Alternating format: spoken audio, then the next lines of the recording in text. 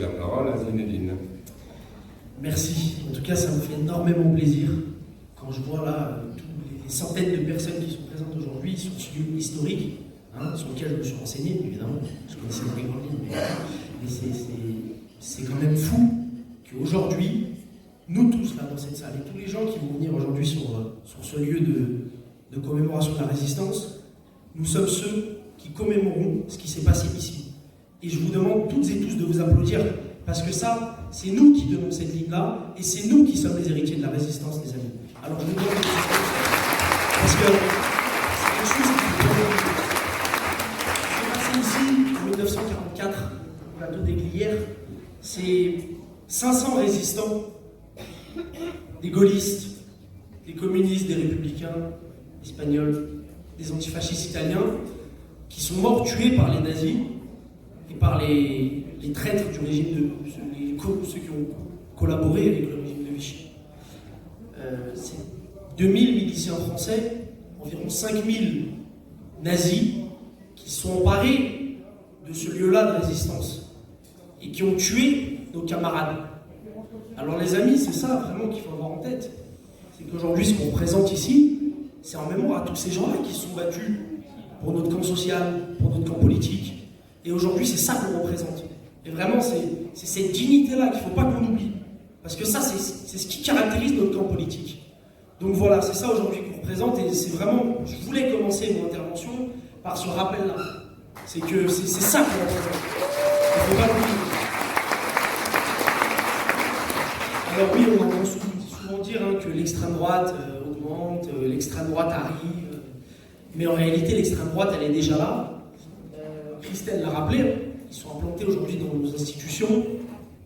Et sur comment s'est construite la Ve République, ça marche vraiment comme ça, quoi. Enfin, à partir du moment où ils ont plusieurs dizaines de députés à l'Assemblée nationale et qui passent sur tous nos médias, on reviendra sur l'empire médiatique de l'extrême droite aujourd'hui en France, mais à partir de ce moment-là, ils ont réussi à se forger cette légitimité-là. Mais qu'il faut que nous, dans nos lignes politiques, qu'on soit très solides et qu'on rappelle réellement qui ils sont. Eux, c'est le camp des antisémites. C'est eux, les héritiers des nazis, qui sont venus tuer nos camarades ici. C'est eux qui ont mené la guerre partout en Europe et partout dans le monde. Et aujourd'hui, ils sont les héritiers de cela. Et ça, c'est quelque chose qu'il ne faut pas oublier également. Et alors, je voulais parler évidemment aujourd'hui, on vit dans un contexte assez compliqué. Par exemple, je pense que ça ne vous a pas échappé, mais l'actualité politique, aujourd'hui, à l'heure où l'extrême droite est en train de reprendre un petit peu le pouvoir par les urnes, dans les idées, dans les médias, ils rachètent des écoles de journalistes, et ben on a notre ministre de l'Intérieur qui souhaite dissoudre Urgence Palestine, qui est une organisation qui milite activement et tous les jours pour ce qui se passe à Gaza. Et c'est horrible. Et qui souhaite également dissoudre notre organisation politique, qui est la Jeune Garde antifasciste, qui depuis 2018, sans relâche, milite contre les pires néo-nazis, à Lyon et dans toutes les villes où on est présent. Et ça, c'est ce qui est en train de se passer actuellement dans le pays. C'est qu'ils sont en train de s'accaparer un petit peu toutes les places dans le pouvoir, et d'utiliser ce pouvoir-là que leur donne cette République, la Ve République, pour taper sur tout ce qui défend le racisme aujourd'hui en France. De taper toutes les structures qui se mobilisent en opposition au racisme et au fascisme. Alors, évidemment, c'est quelque chose aussi de cruel, parce que parmi ceux qui ont fait front contre les nazis ici même, et même partout dans le pays, contre les nazis, c'est évidemment les gaullistes, issus d'une droite qui, certes, est une droite, c'est pas notre camp politique, mais qui n'avait jamais transigé sur ces questions-là. C'est que l'extrême droite, en tout cas, ne devait pas prendre l'ascendant sur tout ce qu'on présente, quoi, en fait. Et aujourd'hui, celui qui représente cette droite-là, c'est Bruno Retailleau. Et évidemment, cette droite-là n'existe plus. Cette droite-là n'existe plus. Elle se confond dans l'extrême droite. On connaît aujourd'hui ce qu'est le Front National, le Rassemblement National, on l'appelle comme on veut, mais, parce que c'est la même chose. Mais ils se confondent un petit peu dans cette extrême droite-là. Et aujourd'hui, on se retrouve dans une position où Il reste eux face à nous, la gauche.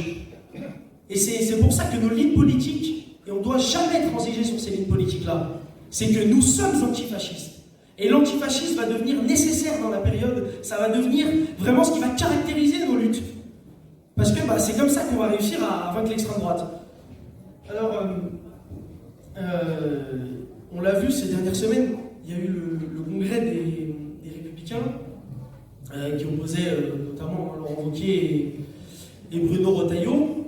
Et c'était un petit peu, et c'est là qu'on a vu, ce qui caractérise un petit peu aujourd'hui leur camp politique, à la droite dite traditionnelle, machin, qui n'existe en réalité plus, c'est qu'en fait, cette course-là à la présidence du parti des LR était caractérisée par une chose, c'était qui sera le plus raciste, qui sera le plus sur la ligne de Donald Trump. C'était un petit peu une course à la Trumpisation, en fait, cette élection-là, la présidence des Républicains.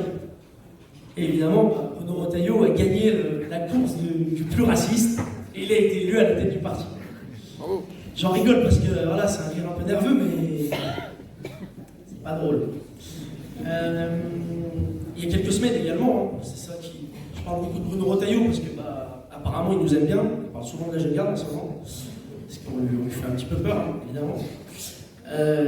Bruno Retailleau criait « abat le voile ». C'est quelque chose qui. En fait, je ne sais même pas comment vous expliquer. Je suis là pour vous expliquer les choses, mais ça, j'arriverai pas à l'expliquer. C'est qu'en fait, il a crié « abat le voile », il a stigmatisé nos concitoyens musulmans, et c'est passé normal. On en a parlé pendant 5 minutes à la télé, nos organisations politiques en ont parlé un petit peu, mais normalement, on devrait être scandalisé. Ça devrait être tous les jours, sur toutes nos actions politiques, sur toutes les télévisions, les chaînes de télévision, mais on n'en a même pas parlé. Il a crié « abat le voile ». Et une fois qu'une barrière est tombée, et on l'a vu tout au long de l'histoire, quand une barrière tombe, c'est toutes les autres barrières après qui tombent. Qu'est-ce qui se passe quelques semaines après? Aboubacar Cissé se fait assassiner, 50 coups de couteau, plus de 50 coups de couteau dans une mosquée, pendant qu'il est en train d'apprendre à prier à celui qui allait être son assassin. Et ça répond à un agenda politique, c'est celui de la convergence entre la droite et l'extrême droite. Évidemment, c'est pas la même chose, mais on est en train de vivre ce moment-là, où leur ligne politique est en train de se confondre, en fait, pour former qu'une seule ligne. Et évidemment, c'est pas la plus glorieuse. Oui, j'avais aussi noté, je voulais laisser aussi un mot, ça fait partie un petit peu de l'actualité, l'islamophobie, c'est ce qui caractérise l'actualité politique du pays. C'est aussi la fermeture, en tout cas la coupe de subventions, je ne sais pas si vous en avez entendu parler, du lycée Al-Kindi, à côté de Lyon. C'est le seul établissement musulman aujourd'hui qui reste encore en France. Et Laurent Wauquiez, la région, leur a coupé toute subvention, rejetant, en parlant des frères musulmans, en disant que ce n'est pas une école normale. Cette école a subi aussi plusieurs dizaines de j'ai oublié comment on dit, d'inspection, voilà, c'est ça. D'inspection en l'espace de 5 ans. Désolé, je suis un peu fatigué. Je pense qu'on l'est tous. En l'espace de 5 ans. Et à côté, on a des écoles comme Betaram, qui est le plus gros fait de pédocriminalité qu'on n'a sans doute jamais connu dans le pays. Et on n'en parle pas. On n'en parle pas, mais surtout, on ne les inspecte pas. Betaram, je crois, je ne l'ai pas noté, mais je crois que c'était, j'avais vu un chiffre passer comme ça, je crois que c'était 2 inspections, ou une inspection, depuis les années 90, je crois, ou 80, j'étais même pas né. J'étais même pas né. Bon, c'est pas compliqué. Mais je suis jeune quand même. Mais voilà, quoi. C'est dinguerie. Ce deux poids, 2 mesures face aux établissements. Après, on peut penser ce qu'on veut des établissements privés. Les établissements privés, c'est un autre débat. Par contre, ce 2 poids, 2 mesures qu'on voit sur les établissements privés, qu'ils soient musulmans, ou à l'inverse, catholiques, ou d'autres confessions, évidemment, c'est pas le même traitement. Et ça, je voulais en parler aujourd'hui, et vraiment, c'est quelque chose dont on doit s'emparer, parce que c'est ce qui caractérise l'agenda politique de nos dirigeants aujourd'hui. C'est l'islamophobie. Et on a lancé une campagne ces dernières semaines, entends parler comme ça ces derniers mois, qui s'appelle Génération Espoir, Dignité, Résistance, EDR, avec plusieurs individus, notamment des associations politiques implantées dans les quartiers populaires en banlieue parisienne, à Lyon, à Lille, dans plusieurs villes en France, à Lyon. Nous, évidemment, avec la Jeune Garde, on a directement pris part parce que cette campagne politique-là, si vous avez des questions, on pourra en discuter après, on peut en parler. Cette campagne politique-là va justement s'inscrire en opposition à cet agenda politique-là, ce jeu politique qu'on a compris, qui tourne évidemment autour du racisme et de l'islamophobie.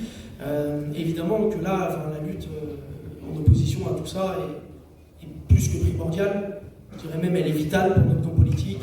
Il faut qu'on affirme nos lignes politiques et tous nos soi-disant camarades, et ça je vais glisser un mot quand même là, ces gens, tous nos soi-disant camarades qui refusent de qualifier tous ces actes-là d'islamophobie, il faut qu'ils sachent une chose, c'est que la lutte elle se fera sans eux, et on les attendra pas.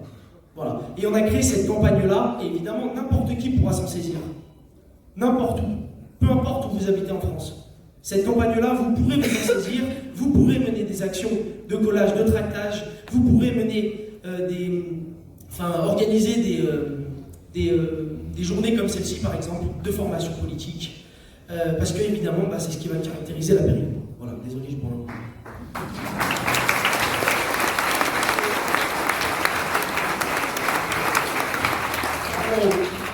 Les médias, évidemment, on voit tout un empire médiatique se dresser en ce moment, notamment, je vais vous dire un mot au hasard, je pense que vous connaissez, c'est CNews, voilà, Scoop, CNews, Europe 1, mais aussi Ludivine en a parlé également, les médias, les médias publics, qui sont en train de reprendre un petit peu ces mots-clés-là, on le voit de plus en plus. Il y avait notamment un chiffre que j'avais vu pour revenir sur l'islamophobie, c'était, je crois, sur une année, sur 365 jours, c'était environ, je ne me rappelle plus trop le chiffre, c'était 340 à peu près, ouais, c'était ça, 340 et 350 jours dans l'année où le mot islam, islamisme, musulman, femme voilée, islam, était présent dans le bandeau de la chaîne CNews. Donc c'est un acharnement quotidien. Ça veut dire, moi j'ai vu ma télé, là, j'allume la télé, boum, je tombe sur CNews, et je vais être stigmatisé. Ma mère, elle sera stigmatisée.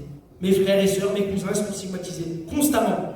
Et ça, je vais revenir sur l'islamophobie parce que ça me paraît important, mais le caractère systémique là, le caractère systémique de cette oppression qu'est l'islamophobie, c'est pas seulement à la télé, mais c'est quand nos frères et sœurs vont à l'école, quand nos mamans vont à la préfecture ou à la mairie pour aller faire leurs papiers, quand nos parents vont au travail. Et c'est quotidien.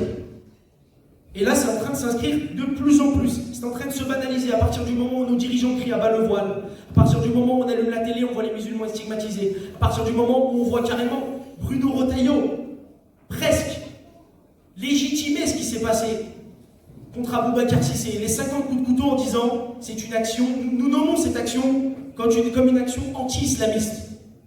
Mais c'est une dinguerie. Moi, vraiment, là, même en vous expliquant, je suis en train de réaliser, c'est une dinguerie ce qui se passe. Donc, il faut qu'on reste mobilisés, les amis, sur cette question-là, et ne jamais trembler sur nos lignes politiques. Voilà. Alors, pour revenir sur les médias, évidemment, qui dit islam, dit insécurité, dit immigration massive, voilà, on connaît la chanson, je ne vais pas vous faire une tirade là-dessus, parce qu'on a l'habitude, on connaît. Et évidemment, le but de ces médias-là, c'est un petit peu de servir un peu l'extrême droite, traditionnelle, les militants ce sont des militants d'extrême droite, ce ne sont pas des journalistes, ces gens. Donc le but, c'est de servir cet agenda d'extrême droite pour faire infuser dans la société des petits mots, comme, voilà, pour banaliser un petit peu la dinguerie raciste qu'ils sont en train de mettre en place. Alors bon, que faire? Que faire face à ce qui se passe? C'est évidemment, c'est compliqué, je vous l'ai dit, c'est d'abord ne pas transiger sur les lignes politiques, mais jamais, jamais.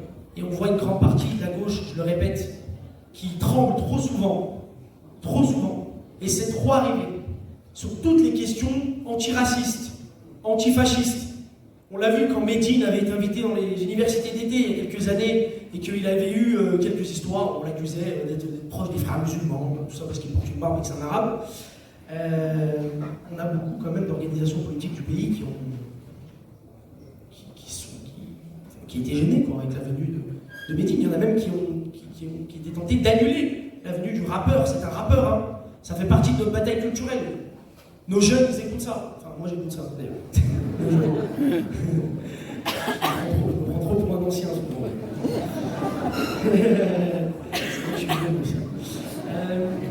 Et puis, évidemment, la solidarité à nos organisations politiques.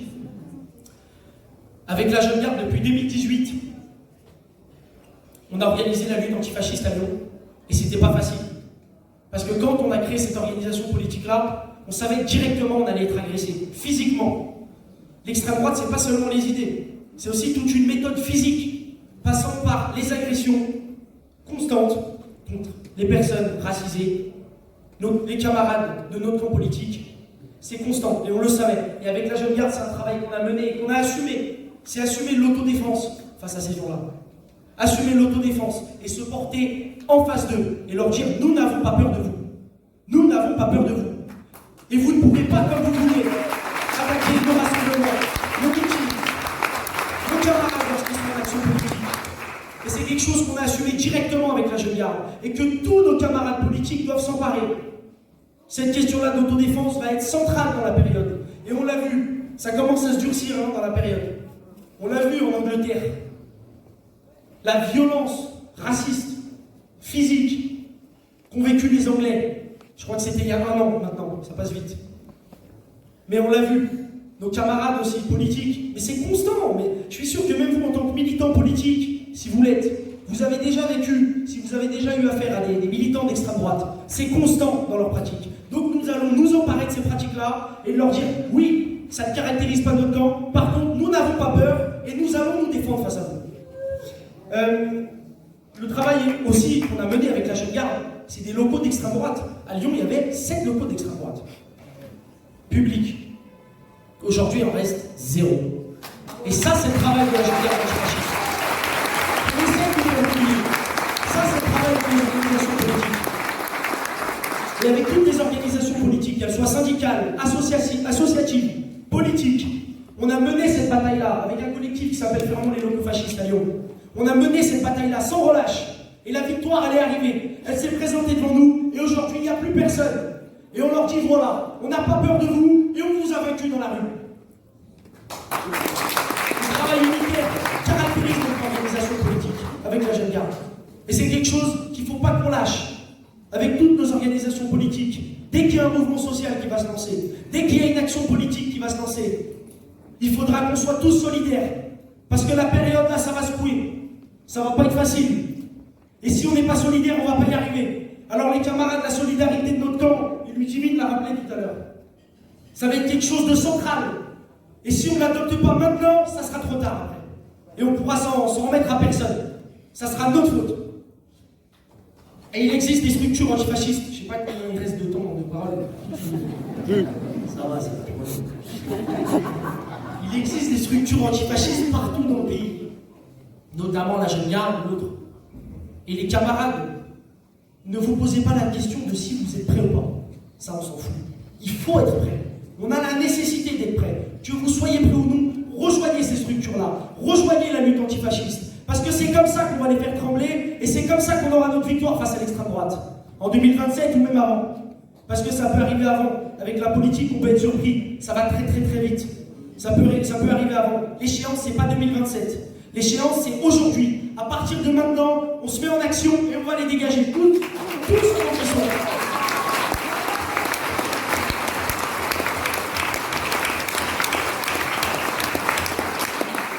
Alors bon, encore un dernier mot. Encore un dernier mot quand même. Enfin, il ne faut pas l'oublier, les amis. Et je le rappelle, je l'ai répété, je le répète. C'est que cette période-là va être très très compliquée. Cette période-là, elle va être très très compliquée. Et que moi, jeune, les plus anciens camarades, il va falloir qu'on se tienne tous debout. Il va falloir, les amis, qu'avec nos structures antifascistes, par exemple là, le gouvernement annonce la dissolution de la jeune garde antifasciste, qui est un des remparts à l'extrême droite groupusculaire, j'ai envie de dire, en France. Au pire néo-nazis. Et c'est quelque chose aussi, la question de l'antisémitisme. Je suis désolé. Je vais parler aussi de l'antisémitisme parce qu'il fallait que j'en parle. On essaye ces dernières années de faire passer la gauche comme le camp des antisémites. Mais ne l'oublions pas, nous, la jeune garde antifasciste, vous, les camarades, toutes les organisations politiques, nous sommes ceux qui les combattons à bras-le-corps. Nous combattons ceux qui, il y a quelques mois à Paris, faisaient des saluts nazis et ont attaqué une organisation kurde au cri de Paris est nazi. Alors les antisémites, c'est qui? C'est ceux, nous n'oublions pas le Rassemblement national par qui il a été fondé. Pierre Bousquet, un Waffen-SS, Jean-Marie Le Pen, qui a torturé des Algériens, mes ancêtres, en Algérie. Et ça, il ne faut pas l'oublier, les amis. Il ne faut pas l'oublier. Nous sommes ceux qui combattons les antisémites. Ne tremblons jamais sur la question de l'antisémitisme. Parce qu'elle va caractériser la période. Et oui, nous l'affirmons. Voilà, bon écoutez, merci à tous d'avoir été présents. Merci aux organisateurs pour l'invitation. Surtout, ne lâchons jamais la rue. Ne lâchons jamais nos organisations politiques. Soyons derrière chaque barricade, derrière chaque camarade qui se fait attaquer. Ne lâchons jamais, les amis. Siamo tutti antifascisti. Siamo tutti antifascisti.